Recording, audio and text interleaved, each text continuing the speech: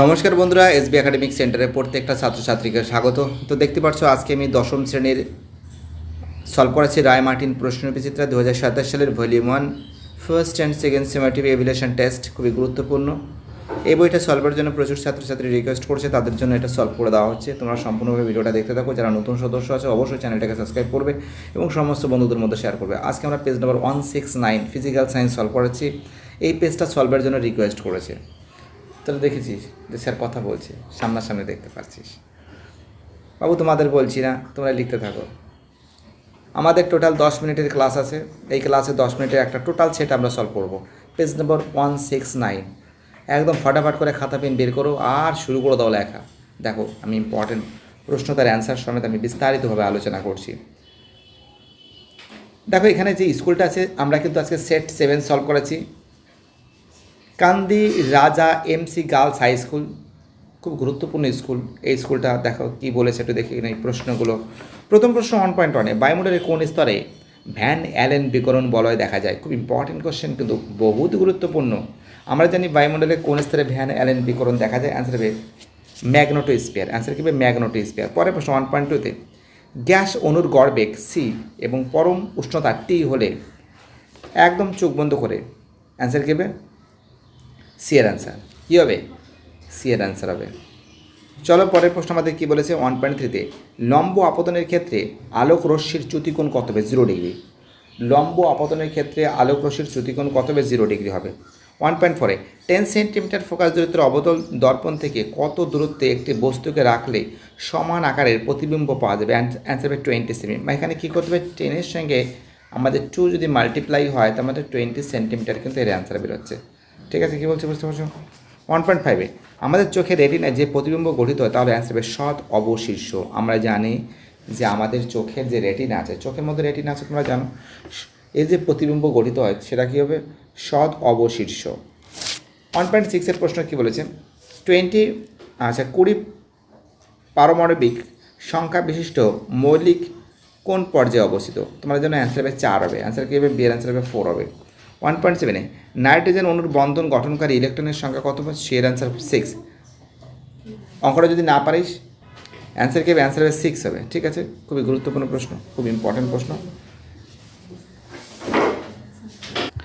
তো দেখতে পাচ্ছ এবার আমি গ্রুপ বিটা সলভ করাচ্ছি, তোমরা সম্পূর্ণ ভিডিওটা দেখতে থাকো। গ্রুপ বিতে কী বলেছে যে বিদ্যুৎ ক্ষরণের সময় কোন গ্যাস ওজোন স্তরকে ক্ষতি সাধন করে? তোমরা জানো যে নাইট্রিক অক্সাইড। কী হবে? অ্যান্সার হবে নাইট্রিক অক্সাইড। খুবই গুরুত্বপূর্ণ প্রশ্ন, খুব মোস্ট ইম্পর্টেন্ট, মোস্ট ভাইটাল। 2.2-তে পেট্রোল, ডিজেলের, কেরোসিন ও এলপিজির মধ্যে কোনটি তাপন মূল্য সর্বাধিক? তোমরা জানো LPG, liquid petroleum gas, LPG. খুবই গুরুত্বপূর্ণ প্রশ্ন, কিন্তু মোস্ট ইম্পর্টেন্ট। মাধ্যমিক পরীক্ষা প্রচুর আসে কিন্তু পরীক্ষাটা। সুইট গ্যাস কি? এটা আরও মোস্ট ইম্পর্টেন্ট। সুইট গ্যাস বলতে তোমরা জানো মিথেন। মিথেনের সংকেত কী জানো তো? CH4। মিথেনের সংকেত কি? CH4-কে মিথেন বলা হয়। চলো এটা হয়ে গেছে, চলো বাবা চলো পরের প্রশ্ন দেখা যাক। 2.3 যে প্রশ্ন বলেছে যে লেখচিত্রের সাহায্যে ভি বনামটি লেখচিত্রের প্রকৃতি কীরূপ হবে? দেখো 2.3 এর অ্যান্সারটা তোমাদের আমি দেখাচ্ছি। দেখো এখানে যে লেখচিত্রের সূত্রাকারে ভি বনাম টি লেখচিত্রের প্রকৃতি কীরূপ হবে? দেখো মূল বিন্দুগামী সরলরেখা, মূল বিন্দুগামী সরলরেখা হবে। অ্যান্সার কী হবে? মূল বিন্দুগামী সরলরেখা। ঠিক আছে, চলো আমাদের পরের প্রশ্ন বলেছে 2.4-এর প্রশ্ন বলেছে সমচাপ ও উষ্ণতায় ভি লিটার অক্সিজেন গ্যাসে এন সংখ্যক অণু থাকলে 2V লিটার কার্বন ডাইঅক্সাইড গ্যাসের অণুর সংখ্যা কত হবে? অ্যান্সার হবে 2N হবে। অ্যান্সার কী হবে? 2N। ওকে, আমাদের পরের প্রশ্ন 2.5-এ দৃশ্যমান আলোর তরঙ্গ দৈর্ঘ্য পাল্লা কত? দেখতে পাচ্ছ 4000 থেকে 8000। ঠিক আছে, দেখতে পাচ্ছ খুব সুন্দর করে তুলে ধরেছে, একদম তোমরা ফাটাফাট করে খাতা লিখতে থাকো। চলো আমাদের পরের প্রশ্ন কী বলেছে? পরের প্রশ্ন বলেছে 2.6-এ মোটর গাড়ির হেডলাইটে কী ধরনের দর্পণ ব্যবহার করা হয়? তোমরা জানো যে মোটর গাড়ির হেডলাইটে কিন্তু অবতল দর্পণ ব্যবহার করা হয়। যাই হোক, আমাদের পরের প্রশ্নটা মোটর গাড়ির হেডলাইটে কী ধরনের দর্পণ ব্যবহার করা হয়? তোমরা জানো মোটর গাড়ির হেডলাইটে কিন্তু অবতল দর্পণ ব্যবহার করা হয়। অথবা পরের প্রশ্ন মায়োপিয়া প্রতিকারের জন্য কী ধরনের লেন্স ব্যবহার করা হয়? অবতল লেন্স। বাবু তারপরটা শুরু কর, টুকছে। অবতল লেন্স ব্যবহার করা হয়। চলো ঠিক আছে, খুব সুন্দর করে অ্যান্সারগুলো তোমাদের সামনে তুলে ধরেছি আমি যতটা। দেখা যাক 2.7-এর প্রশ্ন বলেছে সত্য মিথ্যা নির্ণয় করো কোন নির্দিষ্ট বর্ণের আলোক রশ্মির ক্ষেত্রে বেগুনি রশ্মির বেগুনি বর্ণের আলোর প্রতিসরাঙ্ক সর্বাধিক হয়? অবশ্যই 100% সঠিক অ্যান্সার। পরের প্রশ্ন, হ্যালোজেন মৌলগুলির তাদের বিজারণ ধর্মের নিম্নক্রমে সাজা। অর্থাৎ প্রথমে আয়োডিন হবে, তারপরে ব্রোমিন হবে, ক্লোরিন হবে এবং ক্লোরিন হবে। ঠিক আছে, যেভাবে সাজিয়েছি দেখো এইভাবে তোমরা সাজাবে। ওকে, দেখো খুব সুন্দর করে কিন্তু সাজানো হয়েছে। যাই হোক, চলো 2.9 প্রশ্ন কী বলেছে দেখে নাও। যে হাইড্রোজেন ক্লোরাইড অণুতে কী ধরনের রাসায়নিক বন্ধন বর্তমান? তোমরা জানো যে হাইড্রোজেন ক্লোরাইডের অণুতে সমযোজী এক বন্ধন বর্তমান। সমযোজী এক বন্ধন বর্তমান।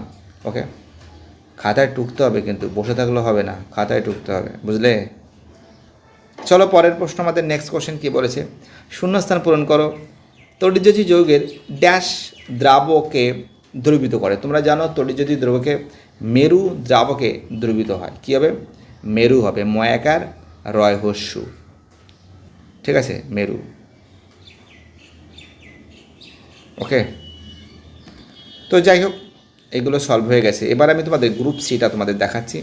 এই গ্রুপ সিটা তোমাদের দেখা যাক কতগুলো তোমাদের সলভ করাতে পারি, সেটা তোমাদের সামনে তুলে ধরছি। এবং পরের দিন কিন্তু আমি গ্রুপ ডিটা তোমাদের দেখিয়ে দেবো যদি তোমরা কমেন্ট করো। তোমাদের যদি গ্রুপ ডিটা দরকার তো তোমাদের গ্রুপ ডিটা আমি পরের দিন সলভ করে দেবো আর কি। এবার আমি গ্রুপ সিটা তোমাদের সামনে তুলে ধরছি, ঠিক আছে? তো দেখো, গ্রুপ সি থেকে গ্রিন হাউস গ্যাস নির্গমন হ্রাসে দুটি কার্যকরী উপায় লেখো। তোমরা জানো জীবাশ্ম জ্বালানি ব্যবহার কমিয়ে সৌরশক্তি, বায়ু শক্তির মতো বিকল্প শক্তির ব্যবহার বাড়ানো। তারপরে রোমান 2 কী বলেছে, বনভূমি সংরক্ষণ ও অধিক পরিমাণে বৃক্ষরোপণ করা। দেখো আমাদের পরের প্রশ্ন 2.3-তে 2.3-তে বলছে চার্লসের সূত্র থেকে পরম শূন্য উষ্ণতার মান নির্ণয় করো। দেখো চার্লসের সূত্র থেকে দেখো খুব সুন্দর করে সলভ করে দেওয়া আছে। তোমরা এগুলো লিখবে, খাতায় লিখবে, ঠিক আছে? বুঝতে পারে, খাতায় লিখতে হবে, কিন্তু বসে থাকলে হবে না, খাতায় লিখতে হবে। ওকে, দেখতে পাচ্ছ, খাতায় লিখতে হবে এগুলো। ওকে, চলো আমাদের পরের প্রশ্ন 3.3 প্রশ্ন, সূর্যোদয়ের সময় সূর্যকে লাল দেখায় কেন? খুব ইম্পর্টেন্ট কোশ্চেন। আমরা জানি সূর্য যখন ওঠে সূর্যকে দেখতে লাল দেখায় কেন, এর কারণটা তোমাদের বোঝাচ্ছি। সূর্যের সময় সূর্য দিগন্তের কাছে থাকে এবং ফলে সূর্য আলোকে বায়ুমণ্ডলে অনেক বেশি স্তর অতিক্রম করতে হয়। কম তরঙ্গদৈর্ঘ্যের নীল আলো ও বায়ুমণ্ডলে বেশি বিক্ষিপ্ত হয় বলে তরঙ্গদৈর্ঘ্য লাল আলো কম বিক্ষিপ্ত হয়, আমাদের চোখে এসে পৌঁছায়, তাই সূর্যকে লাল দেখায়। বুঝতে পারলে কী বললাম? চলো এবার আমাদের পরের প্রশ্ন 3.4-এর যে প্রশ্ন আছে সেটা একটু দেখে নাও। 3.4-এর প্রশ্ন, এটা বইতে তোমরা পেয়ে যাবে। নিউল্যান্ডের অষ্টক সূত্রটি লেখো, ঠিক আছে? সূত্র দেখো, সীমাবদ্ধতা লেখো, ঠিক আছে? 3.4 শেষ হয়ে গেছে। এবার দেখো 3.5-এর প্রশ্ন যেটা আছে সেটাও তোমাদের সামনে তুলে ধরছি। এ বাবু, হয়ে গেছে তোদের? পরেরটা করো, দেখতে পাচ্ছ 3.5-এর প্রশ্ন কিন্তু এখানে সলভ করে দেওয়া হয়েছে। ওকে, দেখে নাও তোমরা সম্পূর্ণ ভিডিওটা। এবার 3.6-এর দেখে নাও, 3.6-এরটা দেখে নাও, তোমরা লুইস ডট বইতে পেয়ে যাবে, বুঝতে পারলে? 3.6-এরটা দেখে নাও। ভিডিওটি দেখার জন্য সবাইকে অসংখ্য ধন্যবাদ জানাই। আমি তোমাদের পরের দিন সেট 8টা সলভ করে দেবো, ঠিক আছে? দেখো পরের দিন তোমাদের আমি সেট 6 সলভ করে দেবো। Mission Girls High School, HS Bankura. Good, এটা কিন্তু তোমাদের পরের দিন এই সেটটা সলভ করে দেবো, ভয়ের কোনো কারণ নেই। এসবি একাডেমিক সেন্টার তোমাদের মাধ্যমিক ছাত্রছাত্রীদের সঙ্গে সবসময়ের জন্য থাকবে। আমরা সবসময়ের জন্য তোমাদের পাশে আছি, ভয়ের কোনো কারণ নেই, সব ফাটাফাট করে সলভ করে দেবো। বাই দাদা, সবাই ভালো থাকবে।